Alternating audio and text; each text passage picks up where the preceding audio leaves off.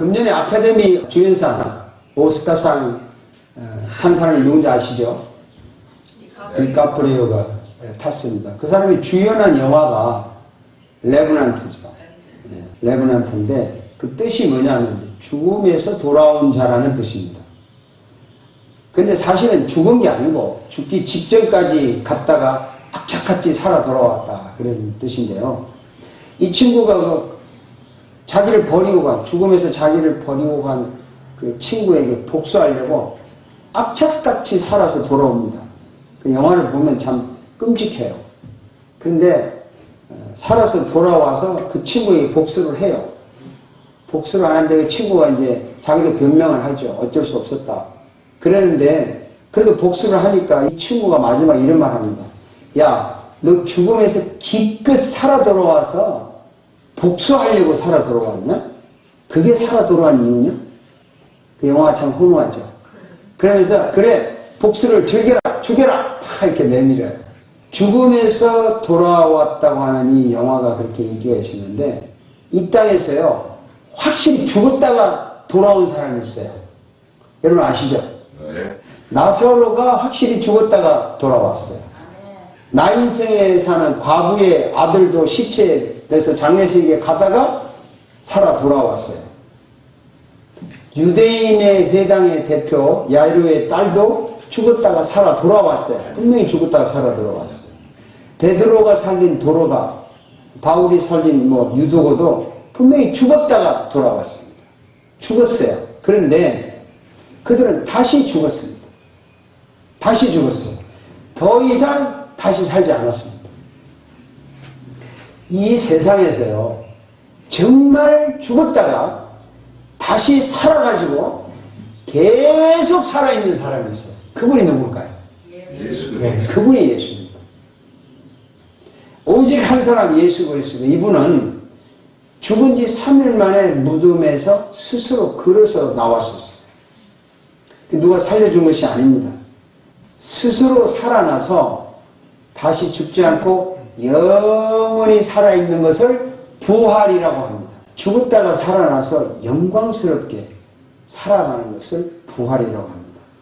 이 부활의 뜻이 무엇인지 아셨죠? 부활은 그냥 다시 살았다는 뜻이 아니에요. 다시 살았는데 죽지 않고 영광스럽게 영원히 사는 것을 부활이라고 합니다. 아멘. 그래서 부활의 생명은 영광스럽고 찬란하고 영원한 생명입니다. 이것을 한마디로 영생이라고 말합니다. 부활은 영생과 같은 뜻이에요. 오늘은 예수님의 부활을 기념하는 주일입니다. 예수 그리스도가 죽음에서 돌아와서 영원히 살기 시작한 날이 주일이기 때문에 이날을 부활주일이라고 합니다. 우리는 이 부활의 생명을 가진 것을 기뻐하는 이 부활 축하 예배를 드립니다. 그런데 그리스도가 왜 부활하셨을까요? 왜 죽었다가 다시 살아나셨을까요? 오늘 읽은 말씀 베드로전서 1장 3절에 다 같이 읽겠습니다. 우리 주 예수 그리스도의 아버지 하나님을 찬송하리로다.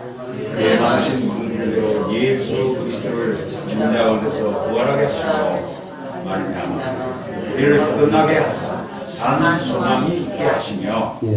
예수님이 부활하신 이유는 우리를 거듭나게 하사 산 소망이 있게 하려고 부활을 하셨어요. 거듭났다는 말 여러분 많이 들었습니다. 거듭나야 예수를 믿는 것이다, 신자가 된다 이렇게 많이 들었는데 거듭났다는 말은 쉽게 설명하면 이런 거예요. 다시 태어난다는 말인데 여러분 어떻게 다시 태어날 수가 없잖아요.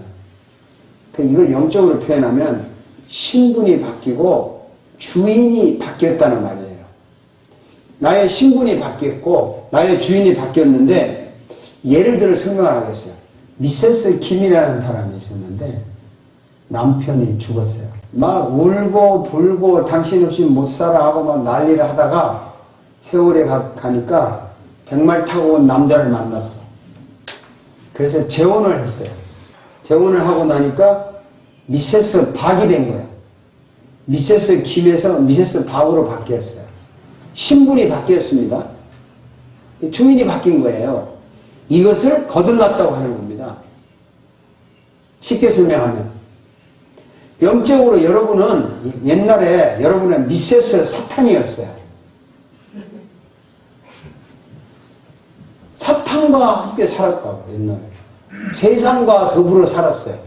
세상 낙을 즐기고 세상에 속해 살았어요. 미세스 사탄이었는데 그 미세스 사탄을 버렸어요. 여러분이. 버리고 예수님을 만났습니다. 예수님을 만나서 이제는 미세스 예수가 되었어요. 이것이 신분이 바뀌었다. 주인이 바뀌었다. 거듭났다고 하는 것입니다. 이게 거듭난 거예요. 지금 우리의 주인은 예수님이십니다. 우리는 예수님의 신부로 살아가십니다.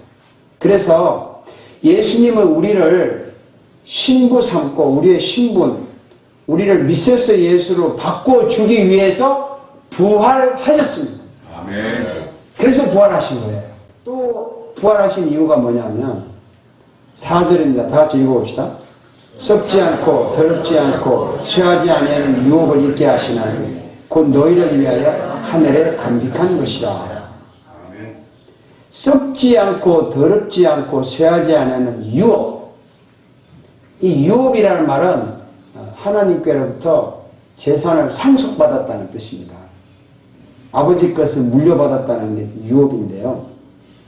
이 부활은 썩지 않고 더럽지 않고 쇠하지 않는 영원한 생명입니다.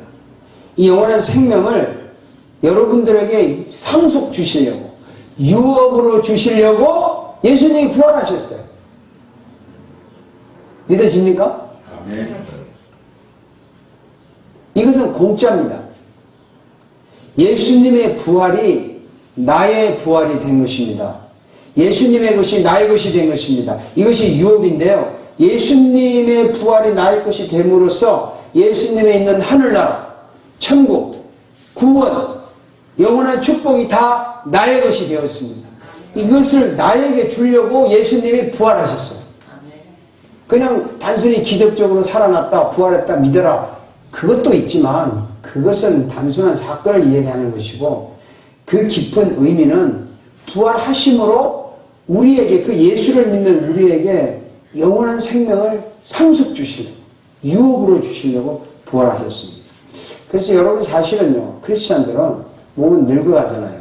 날마다 늙어가지만, 겉으로는 늙어가지만 우리의 속사람은 영원한 생명, 부활의 생명을 가지고 날마다 새롭게 살아가는 것입니다.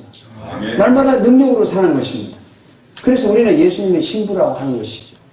그래서 이 바울은 이렇게 말해요. 고린도서 4장 16절인데 다 같이 읽어봅시다. 그러므로 우리가 낙심하지 않으니 우리의 속사람은 우리의 속사람은 날로 새로워지더라. 우리의 겉사람, 우리 몸은 늙어가요. 그렇지만 우리 속에 있는 이 부활의 생명, 영생, 날로 새로워집니다. 여러분 마음속에 영생이 있어요. 아멘. 예수님을 믿는 여러분 마음속에 영원한 생명, 부활이 있습니다. 그래서 우리의 신분을 바꾸고 우리에게 부활의 생명, 영원한 생명을 유업으로 주시려고 예수님이 부활하셨어요. 살아나셨어요. 그냥 자랑하려고 살아나신 게 아니에요. 우리를 위하여 부활하셨어요. 아멘. 믿습니까? 아멘. 예수님이 부활하시면 영원히 사시기 때문에 한번 부활하셔서 우리와 영원히 살고 싶어서 부활하셨어요. 여러분과 영원히 살고 싶어서, 우리를 영원히 사랑하고 싶어서 영생으로 부활하셨습니다. 이 예수를 우리는 믿는 것입니다. 아멘. 여러분 그거 어떻게 아는 줄 아세요? 이거 알죠? 부활이 있다는 거 아시죠? 장로님 아시죠? 네. 아멘. 네, 어떻게 아느냐? 그 증거가 있어요. 증거가 있는데 예수님이 부활하셔서 하늘나라에 올라가셨어요. 올라가셨기 때문에 안 보여요. 볼 수가 없어요. 그 대신 부활하신 예수님의 영인 성령님이 우리 마음속에 오신 겁니다. 아멘. 오셔서 성령님이 이 속에 계신다는 말은 내 속에 영생, 부활의 생명이 있다는 것입니다. 아멘. 오늘 읽은 베드로전서 1장 8절 읽어봅시다.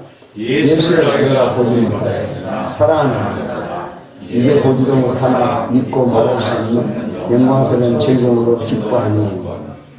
자, 예수를 너희가 보지 못하였으나 사랑하는데 그리고 믿고 말할 수 있는 영광스러운 즐거움으로 기뻐한다 그랬습니다.